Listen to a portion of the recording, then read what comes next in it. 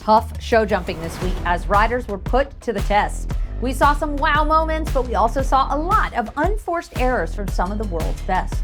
United Touch and Richie Vogel once again proved they are in a class of their own. But it certainly made me wonder whether it's really a fair game when United's scope and stride length are unmatched by anyone else in our sport today. Horse Bytes is presented in part by My Show Advisor. It's never been easier to plan your horse shows. Welcome to Horse Bytes, your 5 and 10. 5-star show jumping, all in just 10 minutes. We only saw one 5-star event this weekend, but boy, did it deliver. It was genuinely a viewer's delight, but mostly in the way that humans like to watch NASCAR for the crashes.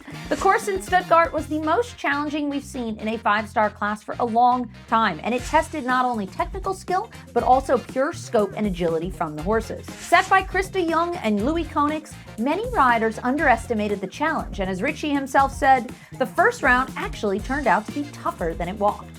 I'm not going to say I wasn't entertained, but it certainly wasn't the nicest course for the animals, and I imagine a number of them went home with lower confidence than they entered the class with. That being said, we eventually saw a very worthy winner, who not only won the same class 2 years ago, but also won another World Cup qualifier just 2 weeks ago. Richie and United made light of the difficult first round with an insane rollback in the jump-off, leaving out strides and a loping gallop to the last. Kevin Stowe and Dennis Lynch were no match for the powerhouse team.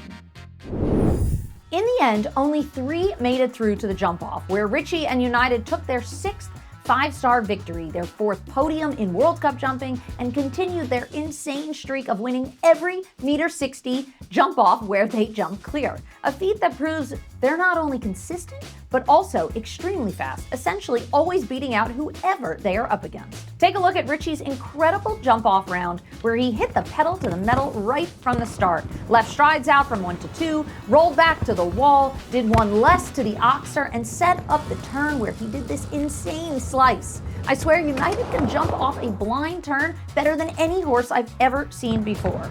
Most horses need to see where they are going, but United clearly does not. Then another crazy turn into the double, and a long gallop to the last. The round proved to be the best, as he beat out Dennis Lynch and Brooklyn Heights by almost 3 full seconds. Kevin Stowe was quick, but had the last down. He would have been second with his time, but the final fence put them into bronze position, unable to repeat their victory from last year.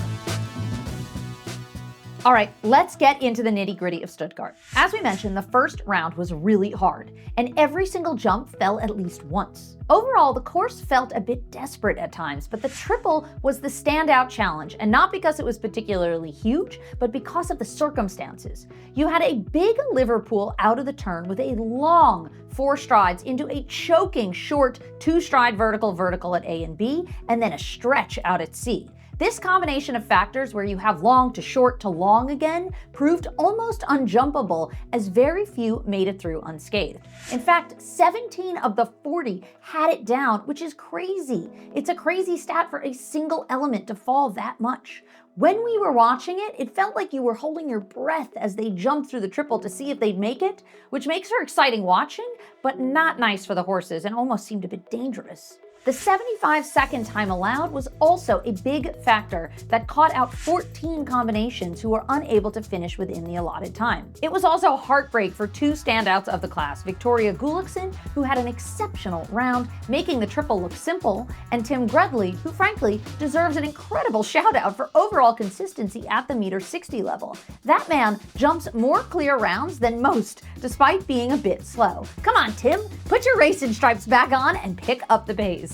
It wasn't a standout day, however, for a few big names. World number 1 Henrik von Eckermann jumped the first fence, had it down, and retired. Weird move, to be honest, but maybe he felt something we didn't see. Jana Vargers attempted to do 5 in the long 4 into the triple, did it a bit late, failed, chipped A, had it down, pulled out of the combination, and retired. Peter Fredriksson made a wild move at the oxer after the triple, never really regained his composure, and tried to leave a stride out down the last line, resulting in a fumble. Hey, it can happen to the best of us, so hopefully he'll just write it off as an off day and move on to the next.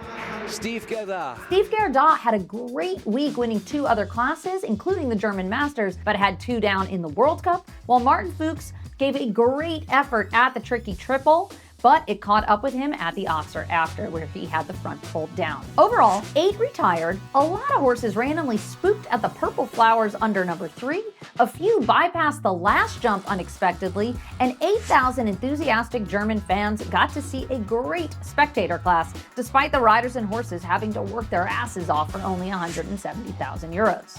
Kim Emmett had some thoughts after she jumped a super round with an unlucky fault at the wall. Have a listen to what she had to say. I think because of the time allowed was standing so short, and then you had to rush a little bit the whole course, so a lot of people came a bit out of control.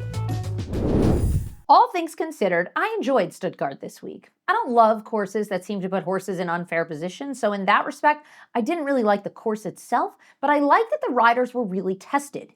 It was a feat of skill and talent this week, not just basic show jumping. Overall, for big entertainment and high course difficulty, I'd give the class an 8.5 out of 10. And it's nice to see things ramping up in the Western European World Cup League. This finally felt like a worthy challenge. And the challenge is sure to continue this week as we head into the richest weekend of show jumping for the LGCT playoffs.